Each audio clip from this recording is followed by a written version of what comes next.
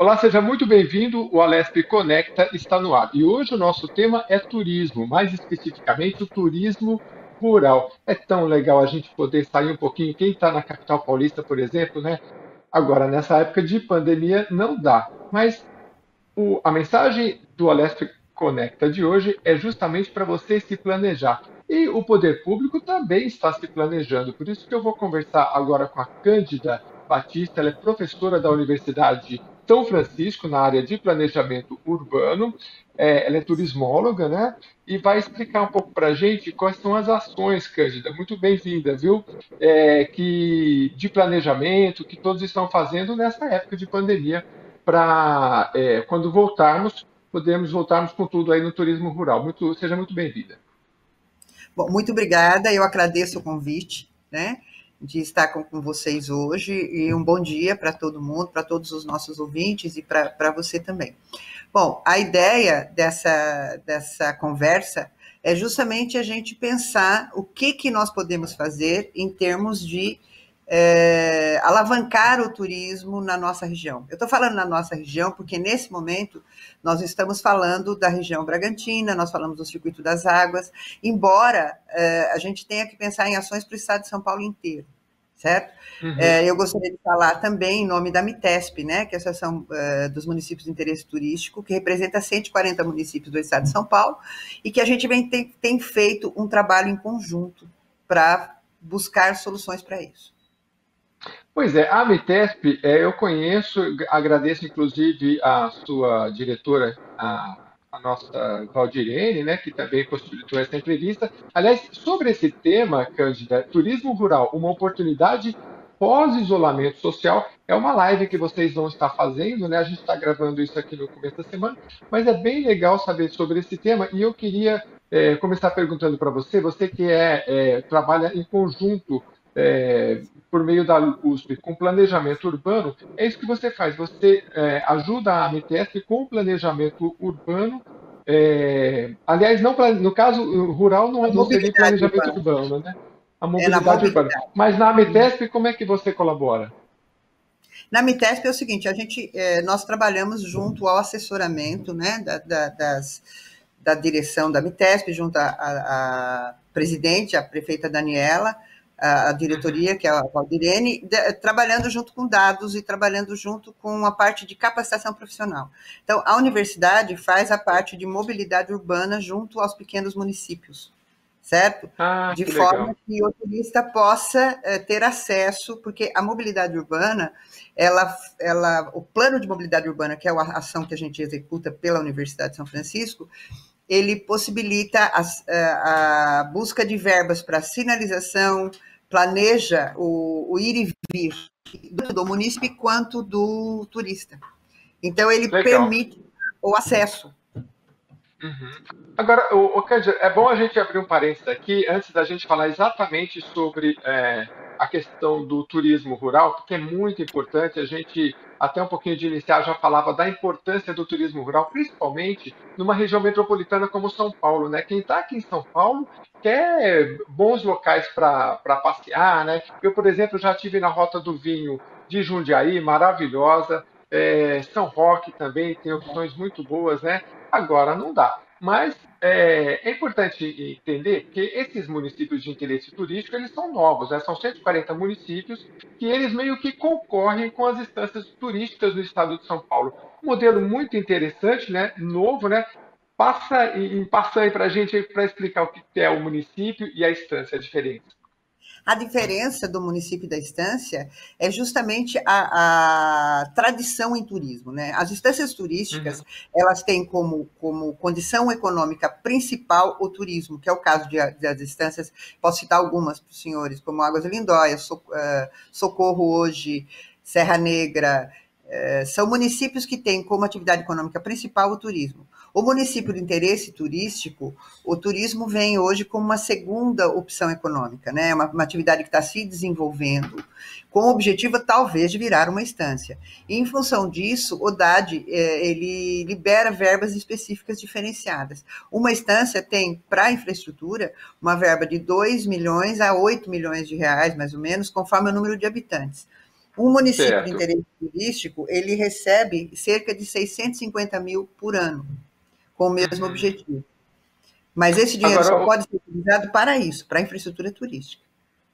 pois é, mas acontece que nessa época de pandemia nós tivemos aí os decretos de calamidade pública. Provavelmente muitos desses municípios, esses recursos foram carreados, podem, poderiam ser carreados para área de saúde, por exemplo, né? E é mais um fator que, para vocês que trabalham nessa área, mais um desafio, né? Como é que vocês estão trabalhando esses principais desafios da área do turismo rural?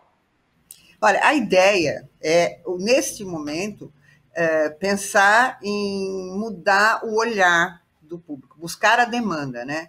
E de que forma? Uhum, Nós estamos aí, essas cidades, principalmente na nossa região, todas as cidades que estão a 80 a 130 quilômetros de um polo, de um polo gerador de demanda, e nós temos aqui nós estamos numa região que nós temos três grandes polos de geradores de demanda. Nós temos a região metropolitana de São Paulo, com 21 milhões e 500 mil habitantes. Nós temos uhum, a região metropolitana de Campinas, com 3 milhões e 100 mil habitantes, e o Vale do Paraíba, com 2 milhões e 500 mil habitantes. Quer dizer, nós temos uma demanda que vai vir reprimida após a pandemia muito grande. Então, o que, que nós podemos fazer, né? Que é a sua pergunta, o que, que o município pode fazer? Nós temos que criar nesta demanda o desejo de nos conhecer, porque eles vão querer ir para uhum, algum lugar e nós estamos mais perto. Então, a nossa ideia nessas lives, a nossa ideia de interagir com os Contur, com os secretários de turismo, com a Mitesp, é alertá-los para que criem ferramentas que façam com que as pessoas criem o desejo, porque o turismo ele é alavancado pelo desejo. Nós não somos uma atividade uhum. fundamental, nós somos uma atividade de lazer. Então a gente tem que despertar nas pessoas o desejo de nos conhecer, o desejo de passar um tempo conosco. Uhum. É verdade. Agora, eu, para falar pessoalmente, assim, como é que eu poderia te explicar? Como um turista, as principais dificuldades que a gente vê assim, principalmente o paulistano, né, quem está na região metropolitana, a gente gosta. Tudo bem, tem aventura, tem turismo para todo gosto, né? Mas a gente gosta de conforto. E o que, que é ruim? Quando você não tem informação, né? Ah, eu quero ir para tal local, mas eu não sei nem que estrada, não sei que restaurantes tem. Então, assim, informação é muito essencial. E eu vi que vocês, por exemplo, nessas lives, vocês vão estar falando, por exemplo, de informatização turística, né, com material acessível, interativo, online. Até eu falava para a Valdirene, o bom seria um aplicativo, né, que a pessoa vai lá, vou para São Roque, os restaurantes estão aqui, a estrada é essa, o caminho do vinho é esse, muita informação. Vocês estão trabalhando com isso? Na verdade, olha, só para você ter uma ideia, nós já fizemos um projeto piloto aí pela universidade, é Uhum, isso que eu falei para você, junto com a Mitesp, com o Senar, nós fizemos um projeto piloto na cidade de Piracaia, onde, com o Senar, a gente fez um levantamento de 144 propriedades rurais que, de alguma forma, recebem o turista, entendendo que o turismo rural tem uma característica que é a do agendamento. Por quê? Porque o turismo rural clássico ele funciona em propriedades produtivas. E a nossa proposta é que o indivíduo continue produzindo comida para a gente. Né? Eu não quero tirar aham, a época, senão nós vamos comer o quê? Né? Se é, todo produtor rural for trabalhar no turismo, a gente vai passar fome, certo? Então, o aham. turismo rural continua sendo uma segunda opção de renda.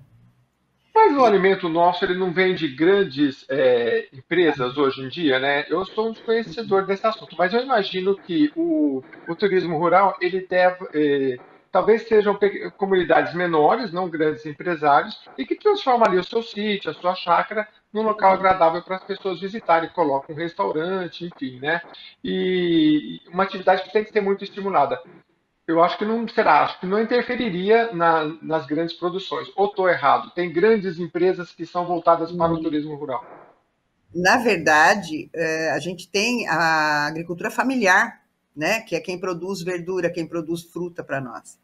Então, a Ah, grande produção é essa produção que a gente, que o turismo rural, é esse produtor rural, o produtor de orgânico, que ele pode entrar nesse mercado. E aí ele tem essa renda que mantenha economicamente ele no mercado, porque o dinheiro do turismo vem muito rápido e uhum, facilita, né, a condição desse indivíduo, entendeu?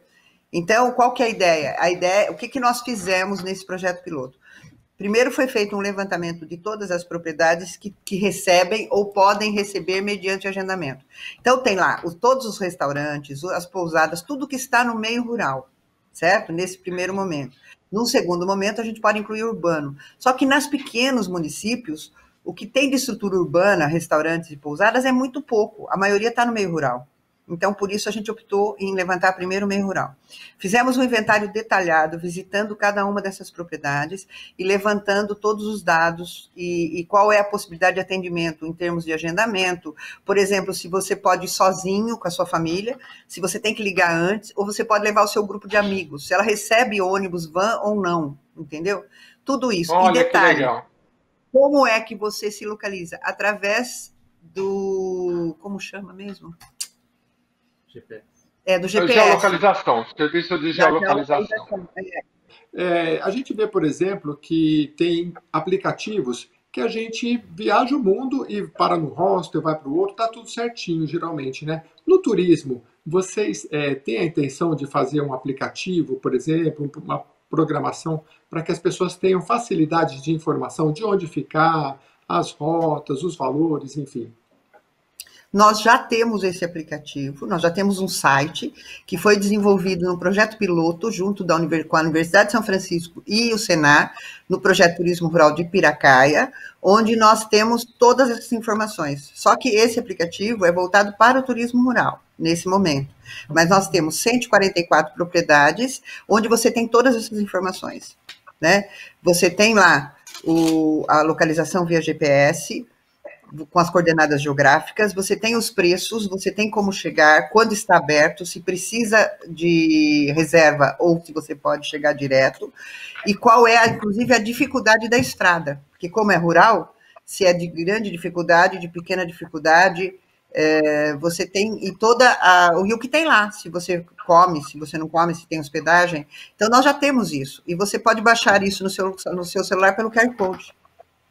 E você lembra o nome desse aplicativo? Ele já está funcionando? Não, na verdade, ainda ele está no site da universidade, por enquanto. Né? Tá. Entendi. Nossa, mas olha, vai ser um sucesso, viu? Vai ser um sucesso, eu tenho certeza. Se eu te passar, eu tenho um link que está vinculado no nosso servidor, porque a prefeitura não se posicionou ainda, então eu estou com o servidor na minha mão, na verdade. Porque ótimo, como foi um projeto... vai deixar isso como expectativa para os próximos programas, para você que nos acompanha pelo Alesp Conecta, que aí a gente vai trazendo aí as informações do turismo rural. Eu vou para um rápido intervalo e volto para muita informação para você que nos acompanha do turismo rural no estado de São Paulo, que como nós conversamos aqui com a professora Cândida, professora da Universidade de São Francisco, aqui no estado de São Paulo, da USP, ela é do Senar, que ela citou várias vezes, é o Serviço Nacional de Aprendizagem Rural. Não é Senac. É Senar. O Serviço Nacional de Aprendizagem Rural. E ela estava explicando para a gente todos esses aspectos. Eu vou para um rápido intervalo e você fica com a gente, porque com certeza, passando essa pandemia, todo mundo vai querer passear muito. Já volto já.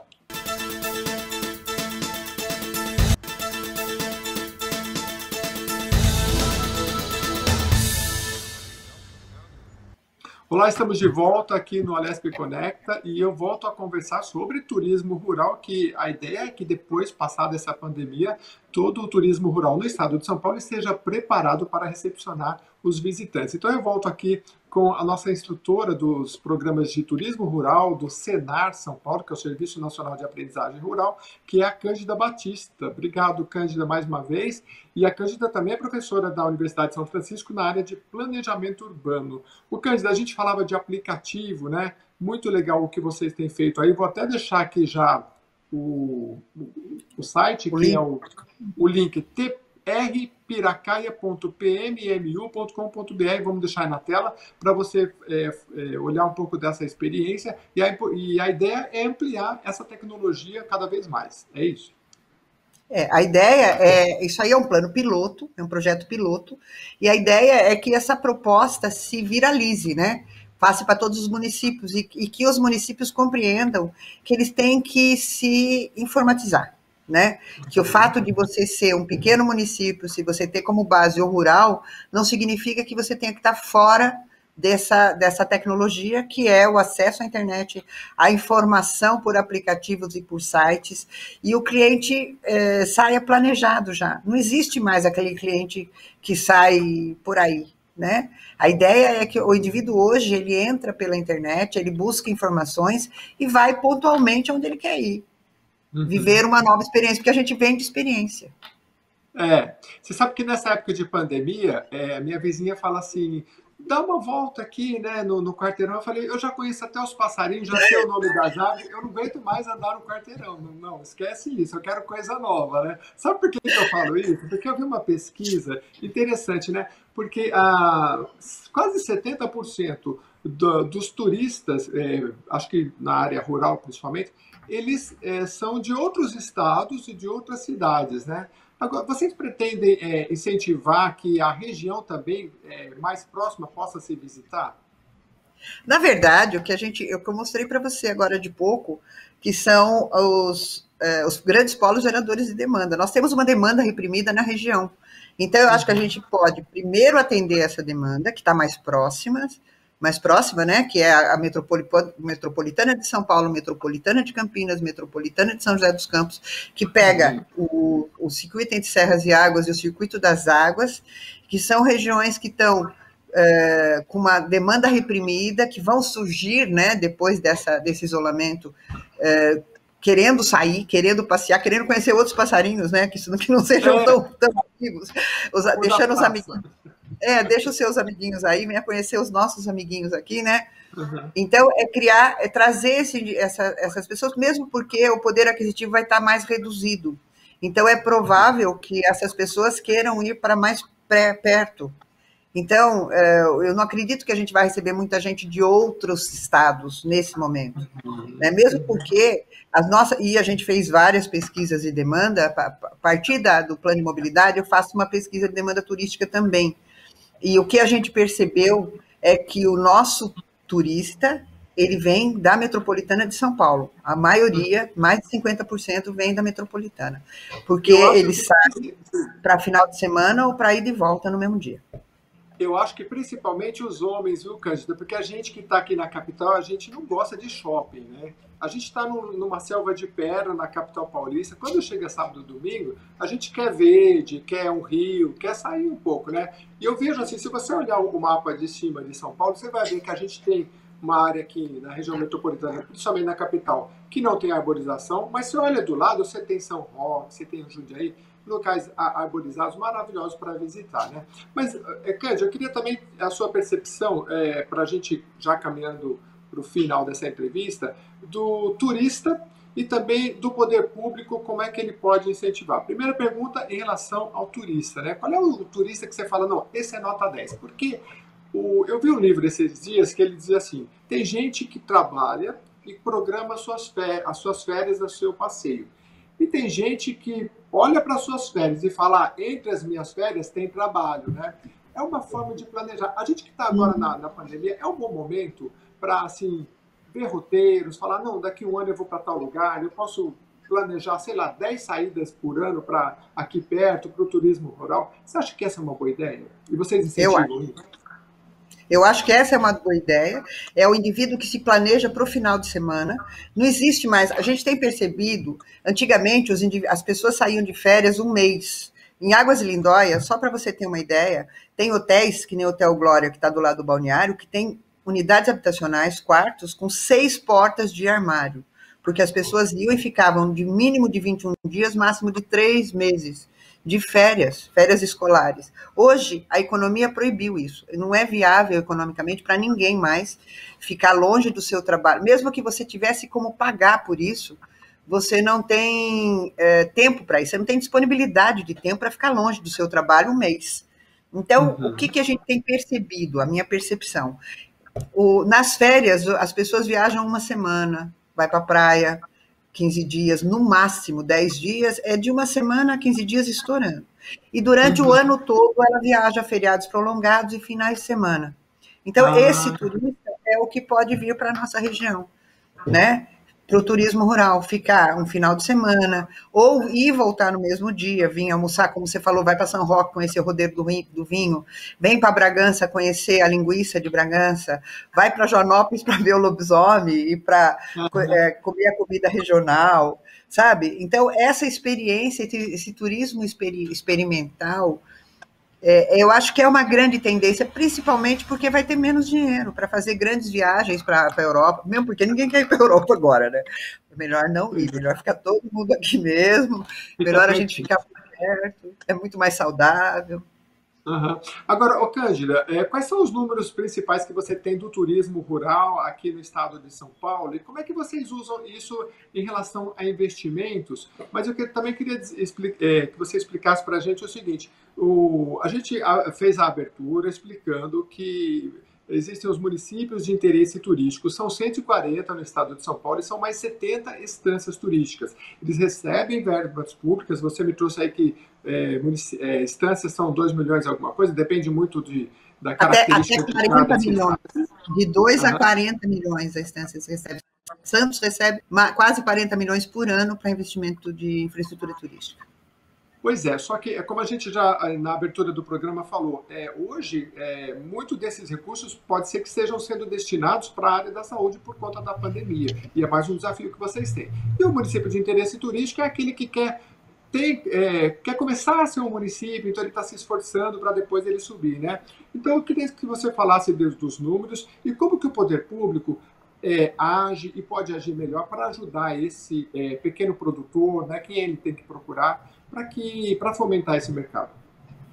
Na verdade, é assim, o número do valor do MIT é de 650 mil, né, que tem que ser usado para infraestrutura turística, só que esse dinheiro vai para a mão das prefeituras, né, então ele vem, o DAD manda, como é que funciona? Esse dinheiro fica disponibilizado pelo DAD, aí a prefeitura cabe a ela, junto ao Contur, junto à comunidade, à sociedade, criar projetos de infraestrutura. E então, a ideia é que esses projetos beneficiem esse tipo de turismo, de que forma? Melhorando os acessos, fazendo sinalizações, padronizando a sinalização turística, né? Viabilizando porque a parte do poder público é viabilizar a infraestrutura básica, né? Que é transporte, que é acessos, sinalização, informação, informatização, entendeu? Então, criando essas parcerias para viabilizar, porque o maior problema não é o que tem lá, é fazer a pessoa chegar lá, entendeu? É fazer com que as pessoas, primeiro, eu existo, então eu tenho que mostrar que essa propriedade existe e que ela recebe. Segundo, é possível você chegar lá sim, porque a prefeitura vai viabilizar isso, certo? Vai proporcionar esse acesso, melhorando as estradas, dando a informação, e a partir daí dando apoio em termos de... Eu acho que o apoio maior do poder público é a partir de 2 coisas, a divulgação e o acesso, né?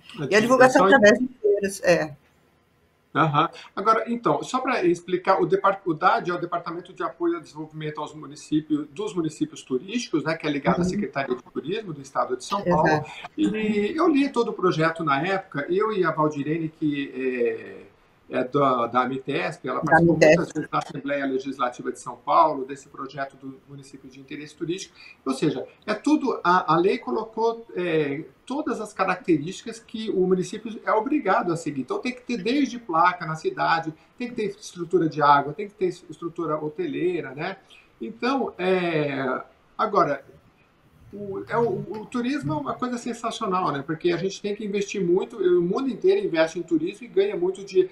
A gente sabe que, por exemplo, o que a Torre Eiffel recebe de um dia de turista é o que o Brasil recebe, talvez, num ano, né? Então, há muito que se fazer, há muito que se fomentar.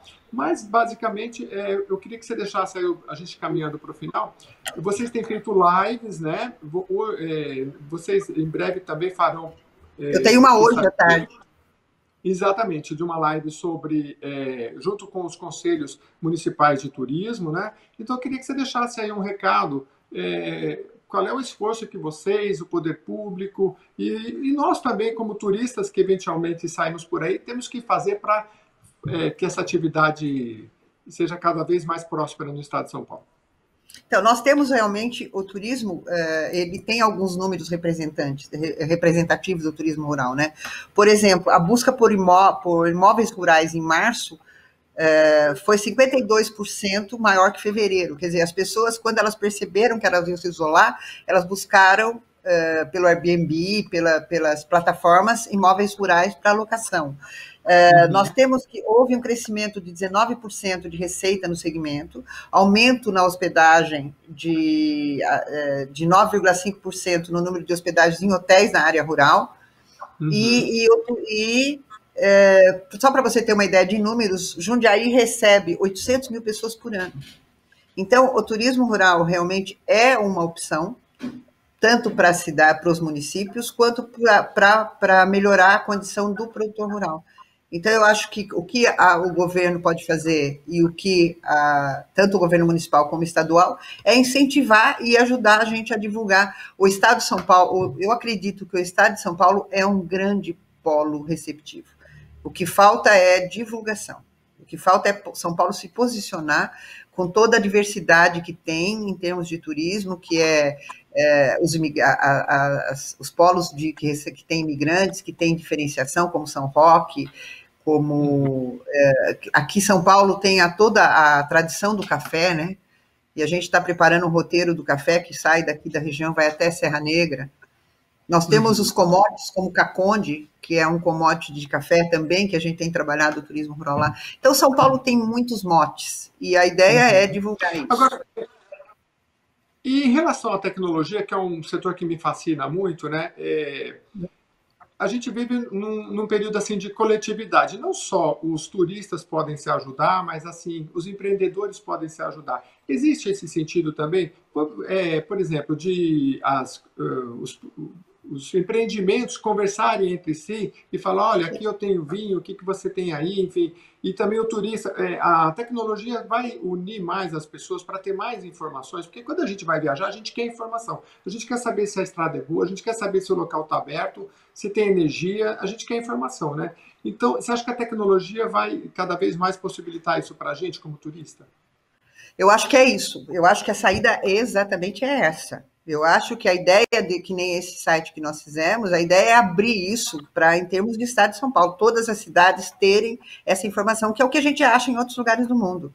Sabe? Você entra no site da cidade e o governo do Estado de São Paulo promove, cede um domínio. O que falta é pessoas capacitadas para alimentar esse domínio com as informações que o turista precisa. Existe um domínio já, .gov, né, que o governo do Estado de São Paulo providencia para as cidades. Só que se você entra na maioria dessas cidades, você não tem essa informação. Por quê? Porque você precisa ligar o profissional da tecnologia com o profissional do turismo e formatar tudo isso. O que está faltando é essa cola, né? Essa ligação. Muito bem. Você sabe que eu fiz uma entrevista com o pessoal e farei outras com o pessoal da Estônia, que está trazendo para o Brasil, porque a Estônia é considerado o país mais digital do mundo, né? E eles estão, durante essa pandemia, a Estônia fez um evento chamado Hackathon, né? Que é uma maratona de hackers, né? Hackers no sentido do bem, de trazer soluções, e eles, para o Brasil, trouxeram soluções econômicas, por exemplo, montar plataformas para que as pessoas comerciantes possam comercializar com proximidade de forma fácil. Eu acho que fica aí também uma sugestão para as startups também investirem nesse setor, porque é um setor com muito potencial, e no Brasil é fantástico, porque assim, aquele que sair na frente e puder dar informação sobre e ligar, porque as pessoas precisam ainda dessas ligações de caminhos, e ligar os produtores, os turistas, com certeza vai ser muito proveitoso. Bom, eu quero deixar você, então, à vontade, a gente caminhando para o final. Eu perguntei para você sobre o setor público, né? Como é que ele pode estar colaborando. Eu sei que você faz parte de um pedacinho só desse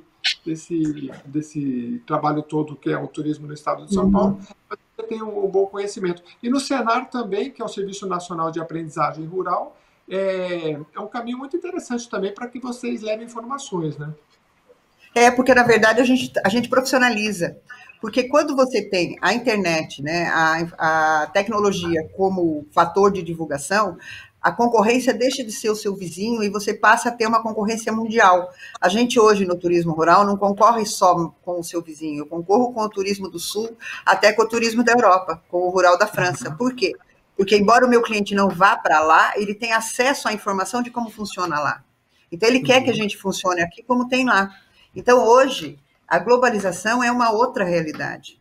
Ela traz a informação. Então, se a gente não divulgar uma informação dentro do mesmo nível, a gente acaba saindo do mercado. Porque o nosso cliente está procurando isso. Ainda mais agora, com a pandemia, todo mundo está na internet o tempo todo. As pessoas estão fazendo passeios virtuais. E é isso que a gente tem que propiciar para o nosso cliente. Um passeio virtual. Se eu tenho uma propriedade, eu posso pegar o meu celular, fazer uma visita e postar no Facebook, postar no Instagram, sabe? Então, eu tenho como fazer isso. E é lógico que o governo pode dar acesso a partir de plataformas, porque o grande problema é o preço que o pequeno empresário, o pequeno produtor paga para manter isso, né? Uhum. Então, isso é uma forma, talvez uma sugestão de que essas plataformas online sejam gratuitas e que as pessoas possam ter esse acesso. Muito bem. Eu conversei com a Cândida Batista, que é professora da Universidade de São Francisco e também instrutora dos programas do Senar de Turismo Rural. Muito obrigado mais uma vez, Cândida, pela sua participação. Eu agradeço muito a oportunidade e me coloco à disposição sempre que houver uma possibilidade da gente conversar sobre esse assunto. Eu me coloco à disposição. Uma boa tarde, um bom dia para você.